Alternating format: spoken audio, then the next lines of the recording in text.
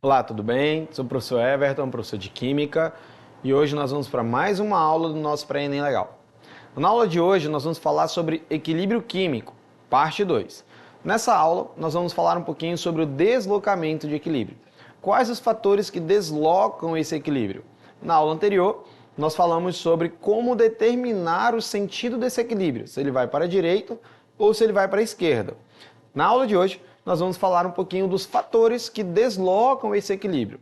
Quando nós falamos de equilíbrio químico, nós temos uma balança, né? Você tem que imaginar numa balança. Sabe aquela balança do símbolo da justiça? Então, se você tem uma balança, você precisa que a reação química ela esteja exatamente igual. As concentrações dos reagentes, elas devem ser iguais às concentrações dos produtos e vice-versa. Mas eu posso ter alguma perturbação externa, pressão, temperatura, superfície de contato, catalisador, algum fator que desloque esse equilíbrio químico. E deslocar o equilíbrio químico significa dizer que alguém será favorecido durante o processo reacional, seja produto ou seja reagente.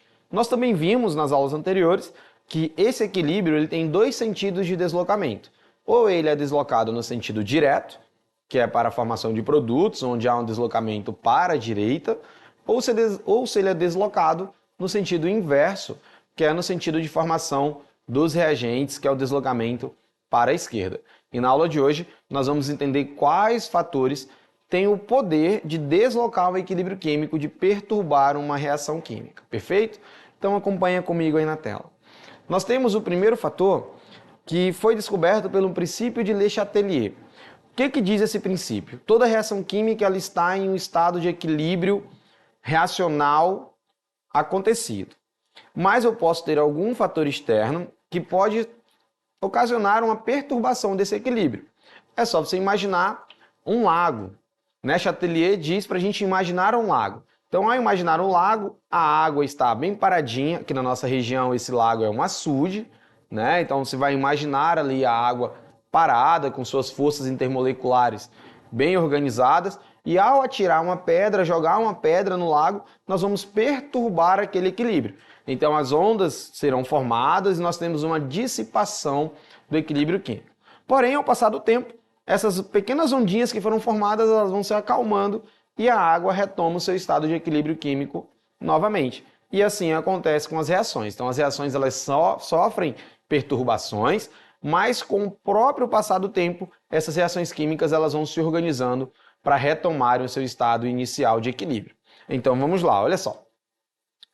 Quais fatores deslocam o equilíbrio segundo o princípio de Le Chatelier? Concentração, pressão, temperatura e catalisador. Então nós precisamos entender como que esses fatores que estão aí na tela, eles perturbam o equilíbrio químico. Como que eles atacam uma reação, como que eles influenciam no sentido reacional, se é para a direita ou se é para a esquerda. Então como que isso funciona? Vamos ver. O primeiro fator é o fator concentração. O fator concentração, pessoal, ele acontece de duas maneiras. Ou você adiciona ou você retira. Então, ou aumento a concentração de reagente ou de produto, ou eu diminuo a concentração de reagente e de produto. É importante lembrar que, quando eu aumento essa concentração, um lado da balança vai ficar maior. Então, é necessário que haja um consumo desse lado que foi aumentado para que a minha reação ela atinja o equilíbrio novamente. Então, o aumento da concentração decorre sempre no consumo daquilo que foi adicionado. Agora, quando eu faço a retirada, o fator é inverso. Então, quando eu diminuo a concentração, o lado que eu diminuí vai ficar desproporcional. Então, eu preciso aumentar essa concentração. Então, como que eu aumento essa concentração? Consumindo o outro lado. Ah, por quê? Nós vimos na aula passada que o reagente ele forma produto e o produto ele forma reagente. Então, se eu aumento a concentração do reagente, eu vou consumir esse reagente e esse consumo forma produto. Se eu aumento a concentração do produto, eu vou consumir produto e esse produto forma reagente. Agora, se eu diminuo a concentração de reagente, eu preciso repor esse reagente. Como que eu vou repor? consumindo o produto, porque produto forma reagente. Se eu diminuo a concentração do produto, eu preciso repor a concentração do produto. Como que eu vou repor o produto? Consumindo o reagente. Então, palavras-chave: concentração, adição é sempre consumo. Se você adiciona, você sempre vai ter que gastar, sempre vai ter que consumir. E a retirada, a diminuição, é sempre reposição. Se você retira, você vai ter que repor. Perfeito? Assim funciona a concentração. Olha só na tela. Eu tenho uma reação em equilíbrio, onde eu tenho reagente formando produtos. Nesse caso, houve a adição de reagente. Se eu aumento o reagente, o equilíbrio ele é para a direita, porque na direita tem os produtos. Então, a adição de reagente forma produto. Se eu adiciono produto, o equilíbrio é deslocado para a esquerda, porque quando eu adiciono um produto, eu preciso consumir produto e o consumo de produto forma reagente. Perfeito? Lembra que também pode aparecer direta e inversa. Pode aparecer V1 e V2, mas isso nós já conhecemos das aulas anteriores. Perfeito? Assim funciona o fator concentração. A pressão, ela também influencia o equilíbrio químico. Só que como que funciona a pressão? Nós estamos falando de substâncias gasosas, então quando eu falo de pressão, a pressão ela comprime, não é assim? Lembra do experimento da seringa, do êmbolo da seringa? Puxei a seringa, coloquei o dedo lá na ponta, pressionei, fiz uma força. O que acontece ali? O volume dentro da seringa ele vai diminuindo porque eu vou comprimindo o ar. Então eu vou ter uma compressão. Então o aumento da pressão diminui o volume por causa da compressão e a diminuição da pressão aumenta o volume por causa da descompressão. Então a pressão ela funciona dessa forma, tudo bem? Então o aumento da pressão há uma diminuição de volume e a diminuição da pressão há um aumento de volume, perfeito? Então olha só na tela. Eu tenho aí a formação da amônia, onde eu tenho 1 mol de gás nitrogênio reagindo com 3 mols de gás hidrogênio, formando 2 mols de amônia. Nesse caso, eu tenho 1 volume de gás nitrogênio e 3 volumes de gás hidrogênio. Isso vai dar ali 4 mols, que é equivalente a 4 volumes. Já na formação da amônia, eu tenho apenas 2 mols de amônia, que é o equivalente a 2 volumes. Nesse caso, se nós fizermos um aumento de pressão, o equilíbrio ele vai ser deslocado para o lado de menor volume. Tudo bem? Menor volume. Se há uma diminuição da pressão, o equilíbrio será deslocado para o lado de maior volume. É só lembrar do conceito básico de pressão. O aumento da pressão comprime o ar, então eu vou diminuir o volume. Então, quanto menor o volume, será deslocado o equilíbrio com o aumento da pressão. Já a diminuição da pressão, ocorre uma descompressão, então ocorre um aumento do volume. Então, se nessa reação eu tenho 4 volumes no reagente e 2 volumes no produto, o aumento da pressão desloca o equilíbrio para a direita, para o produto, porque o volume é menor. A diminuição da pressão desloca o equilíbrio, para a esquerda, onde o volume ele é maior. Perfeito? Então, assim analisamos pressão. Já o terceiro fator, que é o fator temperatura, a temperatura ela influencia diretamente na energia cinética das partículas, né? Então, quanto maior a temperatura, maior a agitação das partículas, maior a colisão dessas partículas e assim as reações acontecem de maneira mais rápida. Nós também temos aqui na nossa plataforma a aula sobre cinética química. Lá vocês irão compreender melhor o fator temperatura. Então, continue acessando as plataformas e assistam essas aulas se vocês ainda não acompanharam. Então, o fator temperatura ele modifica o estado de agregação das partículas, né? Então, o aumento da temperatura provoca uma agitação muito grande. Isso faz com que eu tenha mais colisões, logo eu tenho mais reações. Então, reações endotérmicas são reações que vão para a direita, absorvem calor, e as reações exotérmicas são reações que vão para a esquerda, que liberam calor. Também tem na plataforma a aula de termoquímica, então vá lá e assista essa aula também. Perfeito? Vamos seguir. Então a temperatura ela vai depender se a tua reação é endotérmica ou se a tua reação ela é exotérmica. Nesse caso aí da tela, a reação ela é exotérmica, então a reação está acontecendo e liberando calor. Então, se eu diminuo a temperatura, essa reação ela vai ser deslocada mais ainda para a direita, né? No sentido exotérmico da reação. Se eu aumento essa temperatura, eu vou para o sentido contrário. Então, a minha reação ela vai ser deslocada para a esquerda, no sentido dos reagentes. Então, o fator temperatura, ele depende exclusivamente da tua reação. Se tu estás analisando uma reação endotérmica e quer deslocar o equilíbrio para a direita, você precisa aumentar a temperatura. Já nesse caso, nós estamos analisando uma reação exotérmica. Então, se eu quero deslocar o equilíbrio para a direita, eu preciso diminuir mais ainda a temperatura. Então, temperatura é diretamente proporcional, mas cada caso é um caso, tá? Você não pode anotar assim, sempre vai deslocar para a direita ou sempre irá deslocar para a esquerda. Não, depende da reação em questão, tá bom? Então, nesse caso da tela, a nossa reação ela é exotérmica, por isso que a análise funciona dessa maneira. Se fosse uma reação do tipo endo, era só trocar essas análises, perfeito? Vamos seguir. O próximo fator é o fator catalisador. O catalisador ele é super interessante porque o catalisador não desloca o equilíbrio. Ah, mas como que ele está nos fatores que deslocam o equilíbrio? Por que ele está aí? Porque o catalisador ele é apenas um acelerador. Né? Quando falo em catálise, eu falo de reações mais rápidas. Por exemplo, nós temos um catalisador biológico, que são nossas enzimas. Então, o que elas fazem? Elas trituram ali, né, os nossos alimentos e distribuem para o nosso organismo e fazem que isso aconteça de maneira mais rápida pelo processo enzimático. Então, as enzimas são catalisadores biológicos. Mas nós também temos fermento, por exemplo. Então, o fermento faz com que a massa do pão cresça de maneira mais rápida. Então, um catalisador, ele não vai deslocar o equilíbrio nem para a direita e nem para a esquerda, porém, ele vai acelerar esse processo em que a reação atinge o equilíbrio. Perfeito? Então, o catalisador não desloca o equilíbrio. Qual é a função do catalisador? É acelerar o processo reacional até que a reação atinja o estado de equilíbrio. Então, reações catalisadas ocorrem de maneira mais rápida. E para nossa surpresa, nós também temos aí na plataforma a aula sobre cinética, química, velocidade de reações, onde nós falamos sobre catalisadores. Perfeito? Vamos seguir. Então, o catalisador ele não vai influenciar no processo reacional. Tá? Vamos seguir. Nós temos aí nesse equilíbrio ainda pH e pOH, né, que é potencial hidrogênio iônico e potencial hidróxido iônico. Para que serve o pH? Para me dizer se a substância ela é ácida ou básica. Isso lá na química inorgânica. pH menor que 7, substâncias ácidas, pH maior que 7, substâncias básicas. Mas lá na primeira série, quando a gente está estudando química inorgânica, a questão te diz, a substância tem pH 3, então é uma substância ácida. A substância tem pH 11, então é uma substância básica. No equilíbrio, nós não temos esse valor.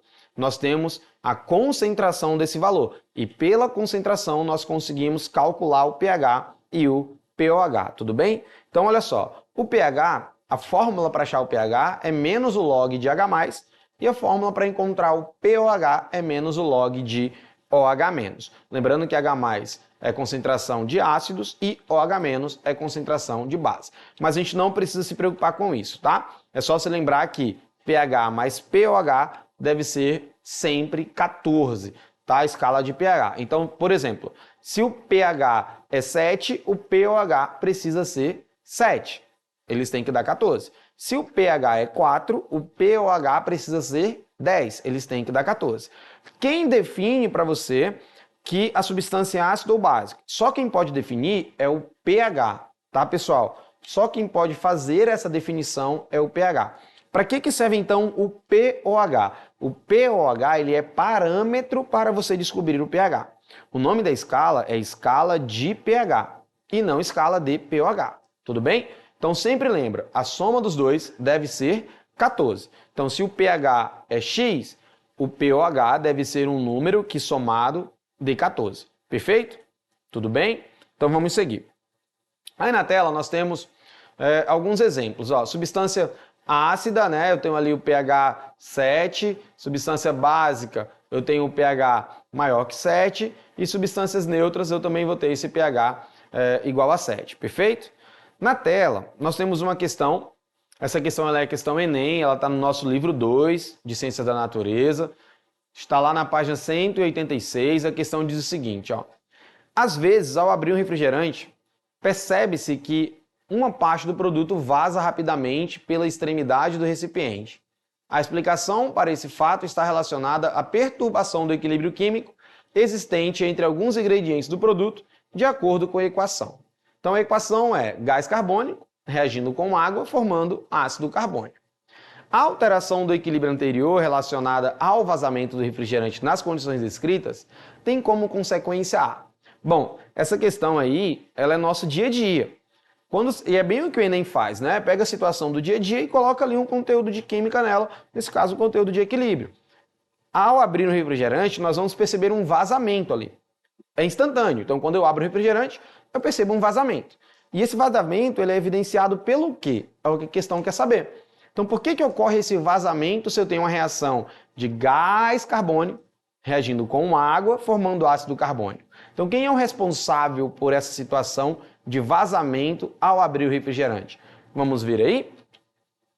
Letra A, liberação de CO2 para o ambiente. Letra B, elevação da temperatura do recipiente. Letra C, elevação da pressão interna no recipiente. Letra D, elevação da concentração de CO2 no líquido. E letra E, formação de uma quantidade significativa de água. Bom, isso é conhecimento empírico. Você faz isso na sua casa. Ao abrir um refrigerante, o que você percebe? E aí? Então, olha só, quem marcou letra A, acertou, né, pessoal? Liberação de gás carbônico. Então, há uma perturbação no equilíbrio, porque o gás carbônico, o CO2, ele está preso dentro da garrafa e quando nós aliviamos a pressão, esse gás carbônico ele é liberado. Perfeito? Então, letra A. Próxima questão diz o seguinte, ó. Questão 2, tá lá, questão 6, perdão, tá? No nosso livro 2, tá na página 189. A questão diz assim: durante a queima de combustível no motor do carro ou em fornos industriais de temperatura muito elevada, existe energia necessária para que ocorra a formação do monóxido de nitrogênio através de gases de nitrogênio e oxigênio. Então tá aí a nossa reação, gás nitrogênio reagindo com gás oxigênio, formando 2 mols de monóxido de nitrogênio em altas temperaturas. Então a reação é endotérmica. O monóxido de nitrogênio pode ser oxidado na atmosfera, que contém O2, e forma o dióxido de nitrogênio, NO2, que tem cor marrom. Muitas vezes, o fato do céu ter um tom marrom em cidades com tantos veículos como São Paulo se deve à formação do NO2 na atmosfera, somado com uma grande emissão de material particulado, incluindo a fuligem, que também escurece a atmosfera. O que a questão quer da gente? De acordo com as informações, há dias em que o céu da cidade de São Paulo está com um tom marrom na decorrência de... Ó, o texto... ele fala, né? Por isso que é importante fazer a leitura. O texto ele fala ali que o tom marrom ele é decorrente da emissão de gases. Quais gases? Esses gases que estão na reação, olha só. Então, letra A, variação do valor do pH da água quando a chuva está ácida. Isso também acontece, né? A chuva ácida vai variar o pH, mas não é o que a questão quer saber. Elevada emissão de NO, que em contato com o O2 forma fuligem. Será que é o monóxido que forma fuligem? A queima de combustível fóssil forma fuligem, tá? Menor atividade industrial e redução da emissão do monóxido? Não, né? Se eu tenho redução de monóxido, o céu ele vai ficar mais limpo e não vai ter um tom marrom. Letra D, maior quantidade de veículos que emitem gases poluentes, tal como o gás NO. Tá aí, né, pessoal? Ó, achamos o nosso gabarito, é o que o texto está falando. Perfeito? Vamos a mais uma questão, rapidamente. Ó, questão 2, questão 13, está lá no livro 2, página 191. A questão diz assim: os derivados do ácido propiônico são aprovados para uso no tratamento sintomático da artrite reumatoide ou osteoartrite e da artrite gutosa aguda, sendo usadas também como analgésicos na tendinite aguda e na bursite, bem como para tratar a dismenorreia primária. O ácido propiônico é um monoácido fraco que apresenta grau de ionização igual a 1%. O pH de uma solução 0,1 mol por litro desse ácido é aproximadamente igual a quanto? Então é o que eu falei para vocês. A questão agora de equilíbrio ela não vai dar mais para a gente o valor do pH, ela vai dar a concentração e a gente precisa calcular. Nesse caso, eu tenho a concentração, que é 0,01 mol, e tenho o grau de ionização, que é 1%. Então, quanto que é 1% de 0,01 mol? É isso que eu preciso saber. Fazendo uma regrinha de 3, nós vamos ver que isso é 0,0001 mol. Colocando em notação, nós vamos ter que a concentração de ácido é 1 vezes 10 elevado a menos 4. Então, eu tenho aí a concentração do H+. Jogando na fórmula de pH, então pH é menos o log de H+, nós vamos ter pH é menos o log de 10 a menos 4. Aí, pela regra do pH, vem esse menos 4 para frente, vai reagir com menos 4 vezes o log de 10. Menos com menos é mais, log de 10 é 1, então nós vamos ter ali 4 vezes 1, que é 4. Então, o pH desse ácido propiônico é 4. pH menor que 7, substância ácida. Perfeito, pessoal? Gabarito, então, letra C. Tudo bem? Então, nós encerramos a nossa aula de hoje. Para essas e outras aulas, acessem a nossa plataforma